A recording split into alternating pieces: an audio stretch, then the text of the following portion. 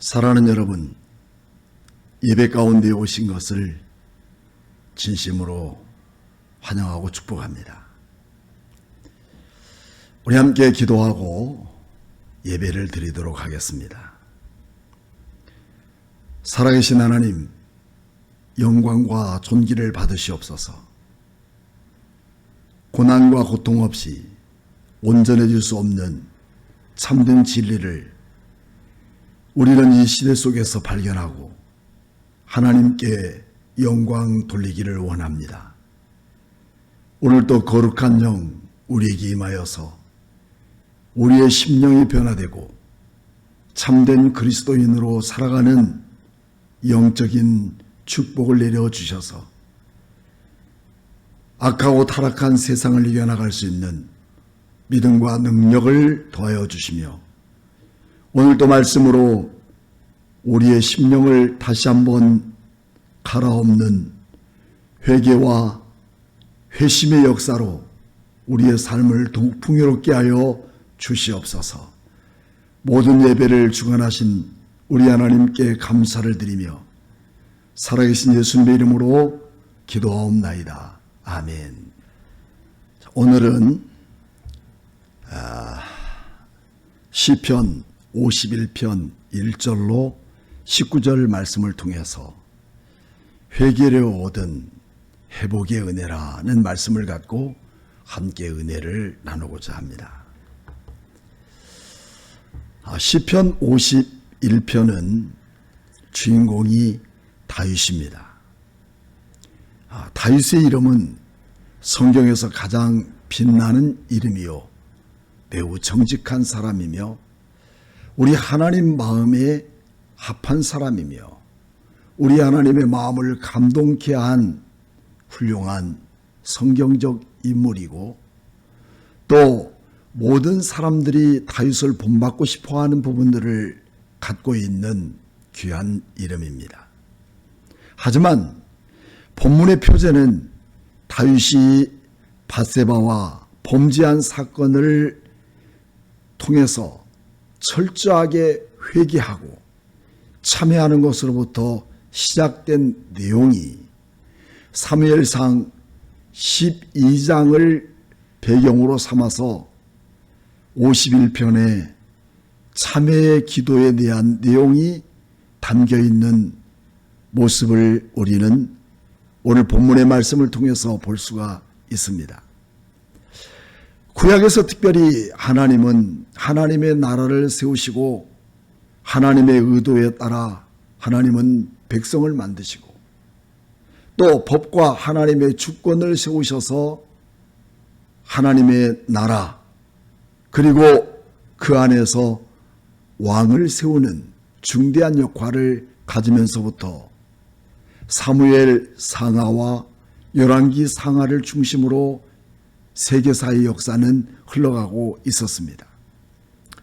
그 내용을 중심으로 우리가 살펴보면 사무엘 상하나 열왕기 상하 속에 특별히 11장을 주목해서 살펴보게 되면 사무엘상 11장은 사람이 세운 사울을 길갈에서 왕으로 삼는 그런 내용이 등장됩니다. 그리고 사무엘 하서는 11장에서 다윗이 밧세바를 통해서 불륜 관계를 만들고 있는 기록이 남겨져 있고요. 열왕기 상에는 솔로몬 왕이 타락하게 되는 장면이 기록되어 있습니다. 더 나아가서 열왕기 하서 11장에는 아합과 이세벨 사이에 놀라운 하나님을 역행하는 그런 바알신을 숭배하면서 낳은 아달랴라고 하는 그 딸을 통해서 남쪽 유다왕 여호람과 혼인시켜서 남쪽과 그리고 북쪽 이스라엘 안에 갖고 있는 그 악한 사악한 바알신으로 인하여 혼합 종교를 만들어버리는 이런 무서운 전략을 세우다가 11장에서는 여호야다의 반란으로 아달랴가 비참하게 죽게 되는 내용이 우리는 담겨 있음을 우리가 살펴볼 수가 있습니다. 그리고 열왕기 화서 끝까지 가는 동안 솔로몬의 아들들은 그야말로 엉망진창이 된 모습으로 이스라엘이 다가기까지 아합 왕이 저지른 이 바알 숭배로 인하여 하나님을 참된 예배자로 섬기지 않고 끝까지 회개하지 않고 자기가 주장하고 있었던 그 원리를 따라 살아가다가 결국은 BC 721년에 호세아 왕 때 나라가 망해버리는 그런 비참사를 담고 있는 그런 왕족 시대의 사가를 우리는 살펴볼 수가 있습니다. 그러나 본문은 누구에게나 함정과 구멍이 있다는 사실을 우리는 발견하게 되는 것이죠. 그 함정은 11장처럼 말입니다. 다윗이 훌륭한 왕이었지만 밧세바와 불륜의 사건을 통해서 얻어진 그런 함정 말입니다. 하지만 다윗은 그 함정 구멍이 왜 생겼으며 어떻게 회개해야 될 것인지를 분명하게 말씀해 주면서 그 다윗의 사가에서는 하나님의 놀라운 역사로 그 모든 사건을 아름답게 이끌어가는 내용들을 우리는 살펴볼 수가 있습니다. 다윗의 죄, 그것은 다윗의 죄만이 아니라 오늘 우리가 살고 있는 죄이기도 할 수 있을 뿐만 아니라 우리와 동일한 죄의 모습을 갖고 있는 내용을 보게 됩니다. 이런 죄를 우리는 그대로 묻어놓고 간다면 반드시 그 죄에는 싹이 나고 열매를 맺습니다. 그리고 그 열매는 반드시 열매로 끝나는 게 아니라 하나님의 심판이 담겨 있다는 것을 우리는 알게 되죠. 그래서 결국은 나단 선지자와 하나님은 다윗을 피고의 재판 자리에 세우십니다. 사무엘하서 12장 7절 말씀에는 이렇게 기록되어 있습니다. 나단 선지자가 다윗에게 지금 말하고 있는 내용입니다. 이스라엘 하나님 여호와께서 이와 같이 이르시기를 내가 너를 이스라엘 왕으로 기름 붓기 위하여 너를 사울의 손에서 구원하고 내 주인의 집을 내게 주고 내 주인의 아들들을 내 품에 두고 이스라엘과 유다 족속을 내게 맡겼느니라.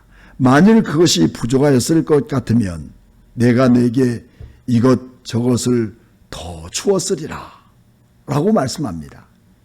어쩌면 우리는 인생을 살아가는 동안 하나님이 우리의 모든 삶 속에서 부족한 것이 없도록 후히 부어주시는 하나님이십니다. 그러나 욕심이 결국은 죄를 낳고 그 죄는 사망을 낳게 되는 무서운 죄에 대한 심판이 있다는 사실을 우리는 알아야 되겠습니다. 그런데 너는 어떤 행동을 했는지 아는가? 다윗은 나단 선지자 앞에서 철저하게 심판을 받고 있는 부분입니다. 첫 번째로 우리는 사무엘하서 12장 9절 말씀에 여호와의 말씀을 업신여겼고, 그리고 두 번째는 우리아를 죽이고 그 아내를 너의 아내로 삼았다라고 말씀하고 있습니다. 물론 결과는 간통죄입니다. 그러나 원인이 무엇인지 분명히 성경은 짚어주고 있습니다. 결과가 간통죄만을 갖고 다루는 것이 아니라 간통죄까지 가게 된 그 원인이 무엇인지 우리는 그 사실을 밝혀보아야 될 것입니다. 죄의 시작은 하나님의 말씀이 들리지 않는 이와 같은 것에서부터 출발합니다. 하나님을 무시하고 초월하고 업신여기는 데부터 시작됩니다. 죄의 시작은 하나님 말씀이 들리지 않는 것이 아니라 그 들려진 하나님 말씀을 무시하고 초월하고 업신여기고 내 방법과 수단으로 여겨 사는 이 모든 것이 간통죄의 결과만이 아니라 우리의 마지막 무서운 하나님의 심판의 자리까지 갈 수 있다는 것을 오늘 성경에서는 밝혀주고 있습니다. 그러면서 하나님은 말씀하고 있습니다. 사무엘하서 12장 12절 말씀에는 너는 은밀히 행하였으나 나는 온 이스라엘 앞에서 백주의 이 일을 드러내 행하리라. 너는 은밀한 일을 했고 은밀한 죄를 저질렀지만 하나님은 모든 사람 앞에 이 모든 사실을 드러낼 것이라고 말씀하고 있습니다. 물론 회개하지 않고 내 멋대로 살아갈 수도 있습니다. 이것은 우리의 선택이죠. 그러나 이 땅에서뿐만 아니라 영원한 영생의 문제가 걸려 있습니다. 하나님의 백성들은 이런 잘못된 실수에서 돌아서는 회개 운동이 우리의 삶 속에서 가장 우선순위가 되어야 된다는 말씀입니다. 이때 다윗은 여전히 하나님을 무시하고 나단을 처형시킬 수 있는 권력의 힘을 가졌지만 그는 13절에서 유명한 다윗의 철저한 고백적인 내용을 말씀해 주고 있습니다. 다윗이 나단에게 이르되 내가 여호와께 죄를 범하였노라. 내가 여호와 앞에 죄를 범했다고 고백하고 있습니다. 이 죄는 무슨 죄일까요? 간통죄일까요? 우리아를 범한 죄일까요? 물론 그것도 결과이겠지만 가장 중요한 것은 하나님의 말씀이 흘러진 곳에 내가 그 말씀을 무시해버리고 업신여겨버린 그 놀라운 자기 자신에 대한 범죄의 사실을 가지고 있었기 때문에 오늘 내가 여기까지 왔다는 사실을 고백하는 다윗의 모습을 우리는 찾아볼 수 있지 않겠습니까? 그러므로 다윗은 죄사함을 하나님께 간구하고 있습니다. 다윗은 하나님이 어떤 분이신가를 누구보다도 더 잘 알고 있는 그런 분입니다. 그래서 하나님과의 바른 관계를 가지지 못하고는 나는 절대로 살아갈 수 없습니다 하는 그 사실을 자기 자신은 밝히고 있습니다. 그 관계 회복을 위해서 그냥 덮어두고 갈 수 있는 부분이 아니라는 것이죠. 그러기 위해서는 우리는 먼저 회개와 회심의 운동이 우리 자신 안에, 다윗 안에 회복되어야 될 것을 오늘 다윗은 성경을 통해서 말씀해 주고 있습니다. 다윗은 그 회복을 위해서 1절과 9절 말씀을 통해서 간구하고 있는 내용을 우리는 찾아볼 수가 있겠습니다. 성경은 세 가지로 하나님의 속성에 대한 얘기를 말씀하고 있죠. 자비롭고 은혜로우시고 인자가 많으신 그 하나님, 그 하나님은 어떤 분이신가?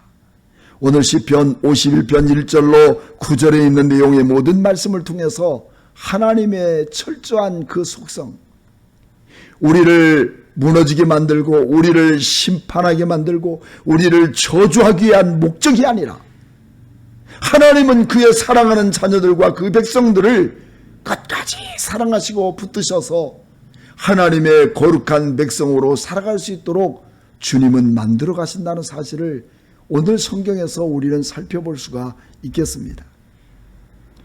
그래서 첫째, 하나님이 우리의 모습, 즉 우리의 마음을 열어보실 때 걸레 같은 천한 우리의 모습을 보셨다는 그런 사실입니다. 그러나 내가 어떤 일을 하지 않아도 하나님의 은혜로 우리에게 영을 부어주시고 회개와 용서의 관대함을 베풀어 주셨다는 사실을 오늘 우리 성경에서 말해주고 있습니다. 둘째는 사랑하는 사람에게 베푼 십자가의 희생과 헌신으로 아무 조건 없이 생명을 내어주신 하나님 아버지의 그 큰 사랑을 그대로 나타내고 있습니다.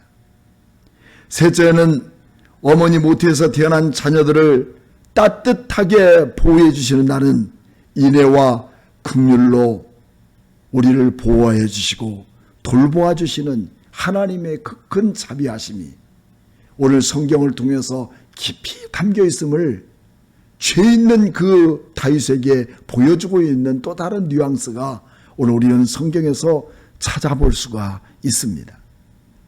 이런 하나님께 죄에 대하여 세 가지 단어를 사용하고 있습니다.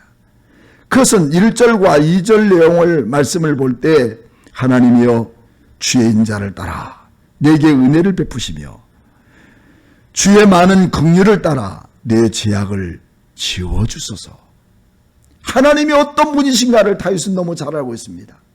그 하나님의 아름다운 속성 안에서 자기가 지저분하게 지었던 그 모든 죄, 그 죄는 하나님을 무시해버리고 하나님을 업신여긴 그 자신 속에 주어진 더러운 죄악으로 말미암아 얻어진 결과가 그처럼 고통스럽고 괴로웠다는 사실을 오늘 고백하면서 그 죄를 지워주기를 원하고 있습니다. 두 번째는 자기의 잘못을 말끔히 씻어주시고, 세 번째는 자기에 대해서 나를 정결하게 해주실 것을 간구하고 있습니다. 여기서 말하고 있는 죄는 하타르, 곧 하나님이 진리와 올바른 길을 이끌어가는 그 길에서, 하나님 우리를 바르게 이끌어가고 하나님이 나를 나되게 이끌어가는 그 모든 길에서 내 방법과 수단으로 하나님 말씀이 들려지지 않는 업신여기는 그런 모습으로 살아가게 되는, 그래서 잘못된 길로 내 방향을 설정하는 것이 결국은 무서운 죄라는 것입니다. 죄는 결과만을 가지고 말하는 것이 아니라 우리의 마음속에 하나님 말씀 두기를 싫어하고 하나님의 말씀이 나를 통해서 일하는 것들을 억제하고 성령님이 나를 통해서 감동시키며 하나님이 요구하시는 일들을 우리에게 허락하신 일에 대해서 거부하고 무시하는 행위, 무서운 죄악이라는 사실을 우리는 깨달아야 할 것입니다. 그렇다면 우리는 어떻게 하나님께 해주기를 바라는가? 내 죄에 대한 부분을 어떻게 해주기를 원하는가? 그는 더러운 죄를 지우듯 없어주시고 더러운 옷을 세탁하듯 깨끗하게 씻어주시고 용광로에서 금속을 녹여 찌꺼기를 제거하듯이 자신의 죄에서부터 정결하게 해달라고, 즉 용서해달라고 그는 고백하고 있는 내용입니다. 우리는 이사야 1장 16절 말씀을 통해서 보면 너희는 스스로 씻으며 스스로 깨끗하게 하며 내 목전에서 너희 악한 행실을 버리고 행악을 그치고 라고 말씀하고 있는 거죠. 우리 하나님의 목전에서 나와 나 사이 속에 주어진 더럽고 추악한 그 행악을 우리는 벗어버리는, 던져버리는 이런 놀라운 운동으로부터 우리의 모든 삶이 하나님이 간섭하시고 다스리는 사람으로 살아야 되는 것이죠. 죄악에 대한 간구에 대해서는 7절부터 12절까지 내용을 봅니다. 6절 내용 우리가 첫 서두를 보게 되면 보소서 주께서는 중심이 진실함을 원하시오니 내게 지혜를 은밀히 가르치시리다. 보소서라는 말은 주님, 나의 마음에 죄를 이길 힘이 없는 존재로 태어났다는 것이죠. 죄를 미워해야 되는데 나도 모르게 죄를 사랑하게 됐다는 것입니다. 하지만 하나님은 내 속에 있는 진실을 기뻐하시고 은밀한 곳에서 나로 하여금 죄를 깨닫고 죄를 회개하고 죄를 미워하고 하나님의 거룩한 은혜의 말씀이 흘러내리는 그곳에서 주님의 뜻을 발견할 수 있는 그런 지혜를 나에게 가르쳐 주기를 고백하고 있습니다. 내 뜻과 내 주장, 이것이 전부가 다 합당하며 온전한 것 아닙니다. 주님의 은혜가 흐른다는 것은 주의 말씀이 나를 통해서 흘러가며 그 지혜가 나를 절제하고 나를 복종시켜서 하나님의 사람으로 살아갈 수 있는 일을 위해 내 자신을 시작하는 그 삶의 원점에서부터 하나님의 은혜와 축복은 우리를 통해서 열려졌다는 사실을 우리는 발견해야 할 것입니다. 그리고 우술초는 부정한 행위에 대한 해독, 저주받은 문둥병을 고치는 재료이기도 하죠. 그래서 민수기서 19장 18절 말씀에는 정결한 자가 우술초를 가져다가 그 물을 찍어 장막과 그 모든 기구와 거기 있는 사람들에게 뿌리고 또 뼈나 죽임을 당한 자나 시체나 무덤을 만진 자에게 뿌리되, 참 매우 중요한 우술초의 모습입니다. 그렇듯 눈보다 더 희도록 씻어달라고 우술초로 나를 청결하여 어떤 질병과 어떤 죄악의 모습이라도 하나님이 나를 정결케 만들어가는 거룩한 일을 우리 하나님이 나를 통해서 회복시켜 주기를 원하고 있는 다윗의 모습입니다. 부서진 뼈가 다시 즐거워하게 해달라고 간구하고 있는 내용이 8절 말씀에 있습니다. 하나님의 사람은 죄의 문제가 해결되면 모든 것이 풀리기 시작합니다.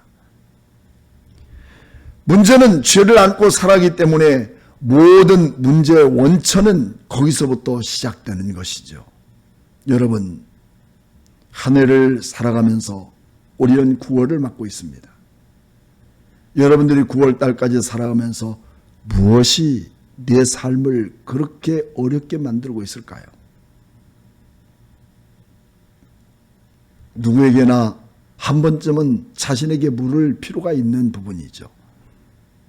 하지만 성경은 내 안에 하나님과 나와의 바른 관계, 이 관계가 악한 죄로 말미암아서 하나님과 나 사이를 멀게 함으로부터 문제는 지속적으로 나를 깨닫게 만들고 나를 변화시키고 만들고 나를 복종시키게 만들어가지만 결국 내게는 회개할 힘을 잃어버리고, 이것쯤이야, 이것 때문에 내가 이런 일을 당하리라 하는 그런 생각을 망각시켜버린 데서 언제나 우리는 무서운 문제들은 우리에게 수없이 알 수 없이 우리에게 돌발되고 있다는 사실입니다. 여러분, 파리가 날리는 곳에는 파리만 잡으면 될까요? 파리는 알 수 없는 곳에서 수없이 밀려닥칩니다. 아무리 잡아도 그 파리의 수를 우리는 다 잡을 수가 없죠. 그렇지만 파리를 제거할 수 있는 문제 딱 한 가지 팁이 있죠. 그것은 파리가 날아올 수밖에 없는 썩은 그 음식 물체를 제거해버리면 끝납니다. 사랑하는 성도 여러분, 우리의 심령도 마찬가지입니다.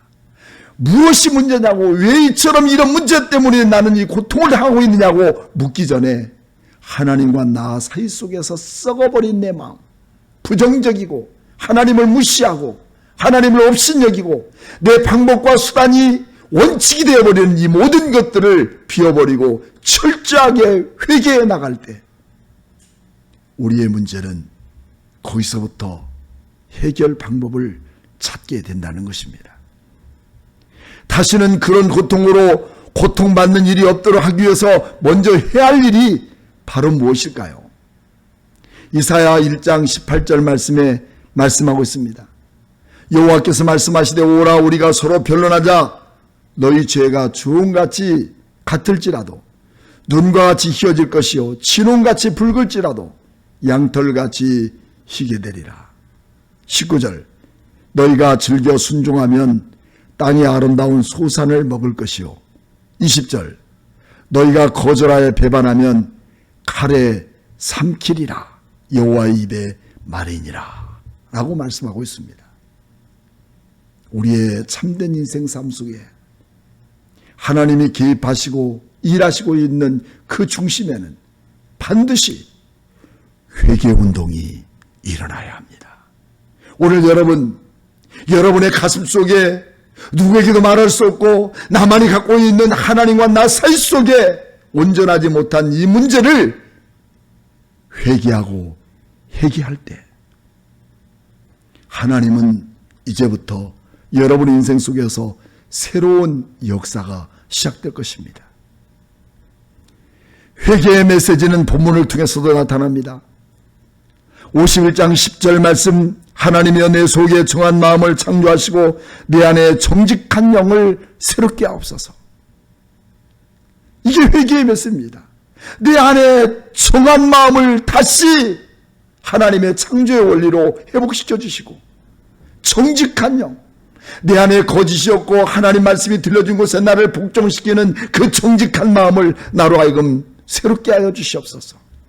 그때 마음과 영을 회복시켜 주시기를 원하고 계시는 하나님이 여기 계시다는 것입니다. 그리고 두 번째는 11절 말씀, 나를 주 앞에서 버리거나 쫓아내지 마시고 성령을 내게서 거두하지 마시옵소서. 사울도 하나님 말씀을 무시하고 배반하다가 결국은 성령이 그에게서 떠나가게 되고 왕을 삼은 것을 후회하시며 폐위시키는 무서운 일들이 벌어졌던 것입니다. 또 12절에는 주의 구원의 즐거움을 나에게 다시 회복시켜 주시고 자원하는 심령으로 나를 붙들어 달라고 간구하고 있는 다윗의 모습을 우리는 볼 수가 있습니다. 그렇습니다. 하나님만 의지하는 정직한 마음도, 성령께서 주시는 은혜에 감격된 그 영성도, 구원의 기쁨과 즐거움도 회복되는 것보다 더 중요한 것은 없다는 얘기입니다. 사랑하는 여러분, 우리는 이 시대에서 잊어버렸던 우리의 삶에 예수님의 첫사랑을 회복하는 것보다 더 중요한 것은 없다는 것입니다.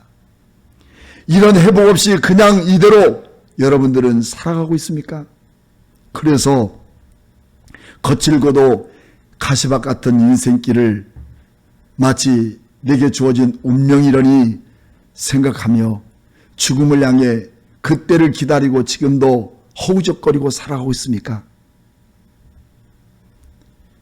사랑하는 귀한 성도 여러분, 우리가 하나님의 은혜로 다시 한번 리턴하는 우리의 삶이 되어야 되지 않겠습니까?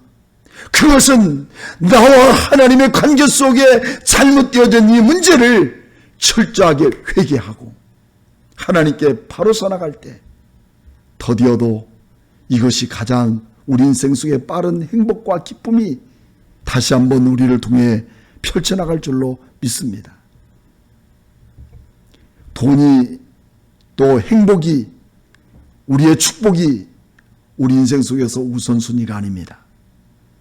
하나님 앞에서 우리의 신앙의 삶을 다시 한번 점검하고 전심으로 회개하여 회복이라는 축복의 나를 펴보는 우리 성도들 되어야 되지 않겠습니까?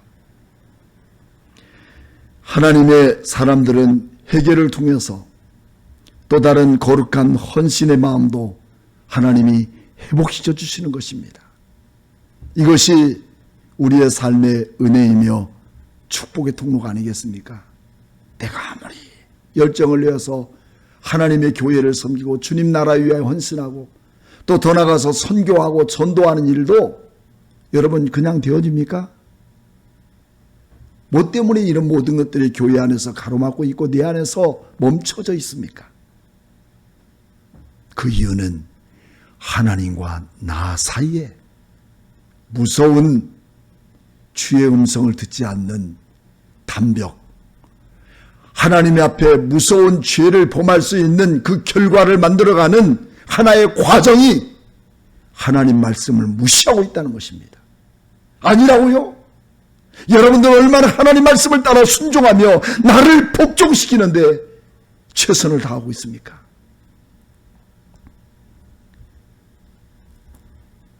우리는 이런 모든 곳에서 내 진정한 삶의 예배와 내 헌신과 내 헌물이 하나님께 드려지는 삶이 되어지는 것입니다. 여기서 일반적인 제물과는 다른 제물을 다윗은 드리겠다는 것입니다.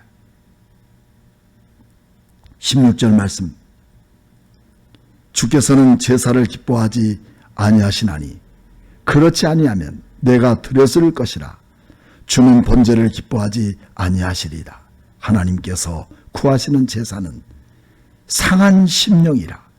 하나님이여 상하고 통회하는 마음을 주께서 멸시하지 아니하시리다 라고 말하고 있습니다.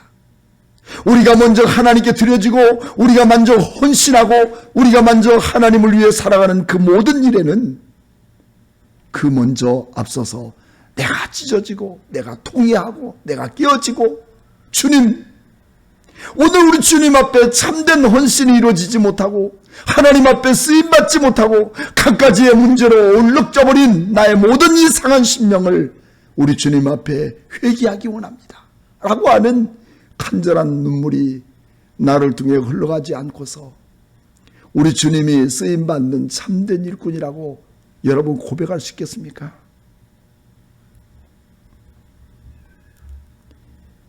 썩은 내 마음으로 겉과 속이 다른 그런 가식적인 예배와 헌물이 아니라 나 자신을 복종시키는 예배자의 삶을 고백하고 있는 것이죠.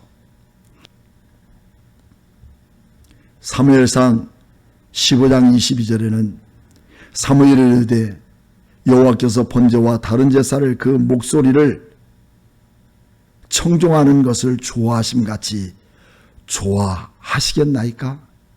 순종이 제사보다 낫고 듣는 것이 수양의 기름보다 나으니. 호세아서 6장 6절에는 나는 인애를 원하고 제사를 원하지 아니하며 번제보다 하나님을 아는 것을 원하노라 라고 말하고 있습니다. 하나님은 주님이 주신 것에 대하여 정직함이며 내가 원하는 것이 아니라 하나님이 원하는 것에서 순종되어야 되는 것이죠. 오늘 여러분들이 지금까지 믿음으로 살아가는 모든 환경 속에서 하나님 말씀 앞에 나를 복종시키는 참된 순종이 그것이 되어지지 못해서 우리 하나님 앞에 참된 회개가 우리의 신앙처럼 늘 하나님과의 관계를 아름답고 행복하게 만들어가는 회복의 운동을 일으키고 있습니까? 하나님이 원하시는 것은 무엇일까요? 재물은 내가 깨어진 영과 깨어지고 부서진 마음속에서 진정한 하나님이 받으시는 예배가 되고 또 헌물이 되어지는 것입니다. 이것은 자기중심적인 마음이 아니라 하나님이 주신 은혜에 감사하고 겸손히 드리는 마음 속에서 하나님이 기뻐하시는 아름다운 예배와 헌물이 될 수 있는 것이죠. 사랑하는 성도 여러분, 우리는 우리 하나님께 드려지는 참된 예배 속의 헌물과 참된 예배는 강연이 아니고 구제가 아닙니다. 하나님이 번제로 받으실 만한 기뻐하는 아름다운 예배와 헌물이 되어야 되는 것이죠. 이제로부터 우리의 삶이 어디서부터 문제인가 다시 한번 점검하고 회개하여야 합니다. 그러므로 새로운 영적 감각이 회복되어 주님이 주신 은혜 안에서 감사와 감격의 삶으로 하나님이 기뻐하시는 예배와 헌신과 헌물이 우리 하나님 앞에 예배를 통해서 연락되어지는 귀한 삶으로 매일매일 우리 하나님이 간섭하시고 역사하시고 기뻐하시는 아름다운 삶이 오늘 우리 모든 성도들 안에 다시 회복되기를 주님의 이름으로 축복합니다. 기도하겠습니다. 살아계시고 역사하시는 우리 하나님, 예배가 사람에게 보여지는 부분이 아니고 예배가 내 자신 속에 주어진 것들에 대한 결단이 아니라 우리 하나님이 진리 가운데 우리를 원하시는 것 앞에 내가 깨어지고 내가 부서지고 내가 찢어지고 내가 통회되어지고 내가 회개되어져서 하나님의 뜻대로 살겠다는 진정한 고백 안에서 아름다운 예배가 연락되어지고 우리의 삶이 드려지는 귀한 삶이 되게 하나님 축복해 주시옵소서. 아버지 하나님, 주님과 나 사이 속에서 말할 수 없는 얼룩져진 것들을 우리는 덮어두고 지금까지 걸어왔습니다. 하나님, 오늘의 시간 회개운동을 일으켜 주시옵소서. 회개의 은혜를 부어주시옵소서.